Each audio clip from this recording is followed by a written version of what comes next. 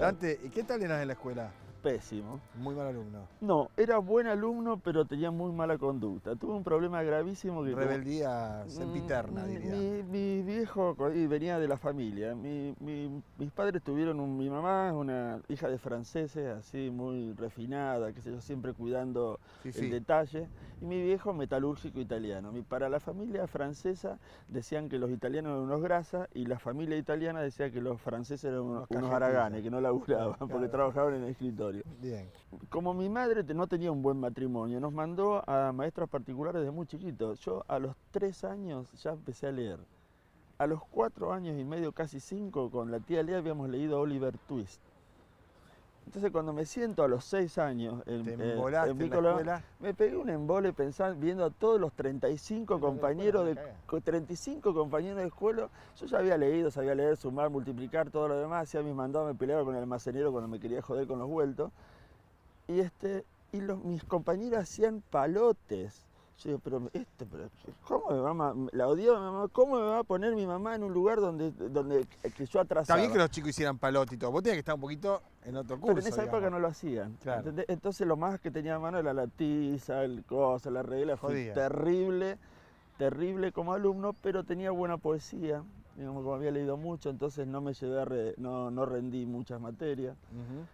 Qué sé yo, fui artista toda la vida y bueno, tuve una escuela así bastante interesante y picante, porque pensaba vos que yo a mis 18, 19 años fue cuando vino Perón de España, o sea, toda la revolución, todo lo que significaba que vuelva a tener, que yo no tenía nada, que además de familia radical, que me crié con un busto de Irigoyen, que además mi mamá, como era retratista, lo había hecho hiperrealista, entonces nosotros teníamos terror a Irigoyen. Cuando se murió la tía agarramos el busto y lo pusimos a la basura. Y como referente político, qué sé yo, no teníamos, en esa época éramos unos soñadores y bueno, en mi generación algunos se fue para un lado, otros nos fuimos para el otro. Que en realidad no es que nos fuimos para el otro, todos íbamos para el mismo, todos queríamos un mundo mejor. Sí, con distintas metodologías. Nos rebelamos ante la injusticia, sí, está claro. Yo me dediqué al arte. ¿Y ya estaba en Rosario ahí antes? No, de chico. Estudié en la Mantovani un par de años, después hice Libres y después me dediqué a los talleres, tuve a Celasec, a Richard Pautazo, a Favaretto Forner, así Favaretto vive todavía, como profesores, pero con esos profesores de la década del 70, que eran amigos, claro. O sea, que te hablaban así de alpargatas, ¿no? Desde el púlpito. No estaban en el Olimpo. Se te acercaban y qué sé yo, me hicieron eso, más la herramienta de mi viejo y todo. Lo que me enseñaron es que todo se puede. Lo único que tiene que ver es quererse, digamos. El problema es el cómo, y el cómo depende de la capacidad técnica que vos tengas, nada más. Bien. ¿En qué momento, digamos, esas iniciativas, esa inquietud, esa vocación, esa permanente, digamos, actitud de hacer, de buscar, yo asocio cosas, voy pensando en los años que hace que nos conocemos y demás, todas las cosas que fuiste haciendo.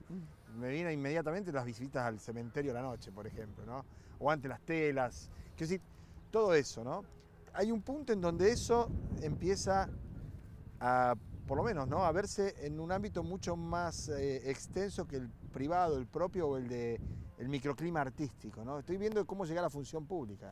¿Cómo era el aterrizaje? ¿Entendés? Bueno, el Pichi, cuando una vez nos convoca el Pichi, cuando Pichi de Benedicti era secretario de Cultura, a Salguero, a la Chiqui, a mí, todo así, para ver qué hacíamos me acuerdo la frase, qué hacíamos con esos galpones del puerto. Y 20 años atrás. ¿Caballero era? Sí, Caballero. Cuando Caballero ganó el 89 y la elección cuando se fue Caballero. Y entró Caballero. Exactamente. Estamos hablando del 90 y tanto con Pichi de Benítez y exactamente. Y el Pichi decía... 20 y pico de años. Y el Pichi decía, Dante, hace algo acá para que sea lo suficientemente hermoso para que los que vienen se den cuenta de lo que significa esto. Yo lo único que conocía eran las telas. Yo ya había sido director artístico de Punta Brown.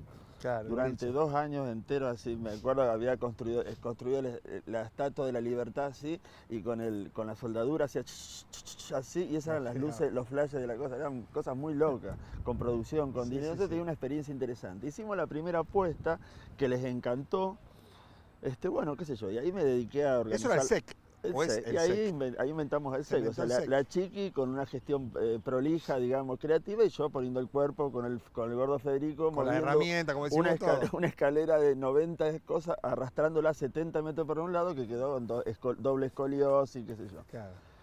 Manos a la obra nosotros. Y me acuerdo que hicimos, la verdad, desde con ojos de niño, que lo hicimos en una semana, lo hice en una semana con gente trabajando, que lo hicimos de tela. O sea, con ojos de niño era un invento, pero invento, o sea, en tela. No lo conocía Tonucci. Mirá vos, No. me hubiera gustado conocerlo. Estuvo hace poquito. Sí, pero nunca me lo presentaron. Claro, bueno, pero te tenía que haber enterado de casualidad como se enteraba alguna otra y fueron. Y bueno, sí, bueno. Capaz que me lo crucé por ahí y no me lo quisieron presentar. Es que como no dijo sé. un amigo mío, cuando el árbol crece mucho, la sombra... Se secan los Los yuyos yuyos alrededor. alrededor. Mirá vos, a mí Así. también me lo contaron. Bueno, no importa, qué sé yo. Sabés que está. tengo una compulsión. Hace 20 años me enfermé de muerte. Y en el momento que me enfermé me di cuenta de que ahí comenzaba mi vida. En realidad no era antes, era después. Entonces le perdí miedo a la boludez. Decidí que solamente iba a decir las cosas aunque estén equivocadas, pero solamente las experiencias que me iba a llevar al otro mundo no eran las experiencias de los otros, sino las mías. Además de haber hecho 5 bienales de moda y haberme puesto así, y moda no de que se usa el verde ni el rojo, y haberme puesto así en un costado a mirar lo que hacían todos para que nunca jamás cometer el error de copiar nada de lo que habían hecho todos. Fue mi castigo.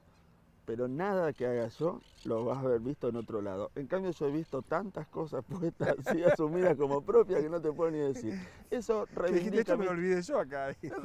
eso reivindica, digamos, mi militancia por el trabajo. Las bienales de moda la moda fue un pretexto. Yo he visto las acciones, las intervenciones y las construcciones más locas, más creativas, más revolucionarias que te puedas llegar a imaginar, de arquitectos, de artistas plásticos.